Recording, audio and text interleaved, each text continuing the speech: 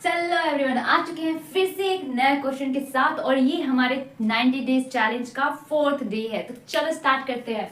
तो यहाँ पे हमारे पास एक क्वेश्चन दे रखा है और ये क्वेश्चन जो है सीबीएसई 2024 में पूछा हुआ है। तुम्हें यकीन ना हो जाके देख लेना। और ये क्वेश्चन जो है वो पूरे 3 मार्क्स के हैं। यस, पूरे 3 मार्क्स का। हालांकि इस क्वेश्चन में ज्यादा कुछ नहीं है, ये एक फॉर्मूला बेस्ड क्वेश्चन है। अगर तुम्हें फॉर्मूला याद है, फॉर्मूला का सिंबल्स याद है, तो तुम्हें सॉल्व करने में ज्यादा दिक्कत नहीं आएगी। हालांकि यहाँ पे यूनिट चेंज करने की जरूरत है। तो चलो क्वेश्चन को सॉल्व करते हैं। तो हमें दिया है the resistance of a wire इतना सेंटीमीटर रेडियस। तो हमें क्या दिया है? रेडियस दिया है। तो रेडियस को हम लिख लेते हैं 0.01 सेंटीमीटर।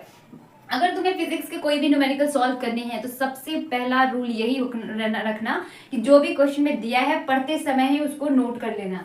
तो रेडियस हमें दिया है इतना सेंटीमीटर, तो हम क्या करेंगे, इसको मीटर में चेंज कर लेंगे। बाद में करते हैं। इस 14 ओम मतलब रेजिस्टेंस जो है वो हमको 14 ओम दे रखा है, तो हम यहाँ पे रेडियस को स्मॉल आर से लिखते हैं और रेजिस्टेंस को लिखते हैं 14 ओम। तो रेजिस्टेंस हमको दिया है। If the resistivity of the material of the wire is इतना, और हमको रेजिस्टिविटी दिया है मतलब रो भी दे रखा है हमको 44 इंटू 10⁻⁻8 ओम मीटर। मतलब हमको रेजिस्टिविटी भी दिया है। फाइंड द लेंथ, निकालना क्या है हमको? लेंथ निकालना है। क्योंकि ये मीटर में है तो हमें इस सेंटीमीटर वाले को भी मीटर में ही कन्वर्ट करना पड़ेगा। तो हम मीटर में कन्वर्ट करने के लिए क्या करेंगे? हमको मालूम है 1 मीटर में 100 सेंटीमीटर होता है। तो 1 सेंटीमीटर में कितना होगा? 1/100 मीटर। तो 1/100 मीटर होगा। तो 1 सेंटीमीटर में इतना अगर मीटर होता है तो 0.01 में कितना होगा? 0.01 सेंटीमीटर में कितना होगा? इंटू 1/100 कर देंगे तो ये क्या आ जाएगा हमारे पास? मीटर में आ जाएगा। तो हमें यूनिट तो कन्वर्ट करने आना चाहिए, नहीं भी आता तो कोई दिक्कत नहीं है, बेसिक रूल लगाओ आ जाएंगे। तो यहाँ पे हम क्या लिख देंगे इसको? 0.01 इंटू 10⁻⁻2 भी लिख सकते हैं, इतना मीटर। ठीक है, क्योंकि हम बड़े क्लास में हैं तो हमें इस तरीके से लिखने आना चाहिए। अब चलो फॉर्मूला लगाते हैं। तो तुम्हें फॉर्मूला याद है ना? क्या है formula? R is equal to rho L by A होता है हमारे पास फॉर्मूला। ये हमारे पास फॉर्मूला होता है और ये फॉर्मूला याद रखना बहुत जरूरी है। अब धीरे धीरे स्टेप वाइज करते हैं, बिल्कुल घबराना नहीं, बहुत आसानी से हम सॉल्व कर लेंगे इसको।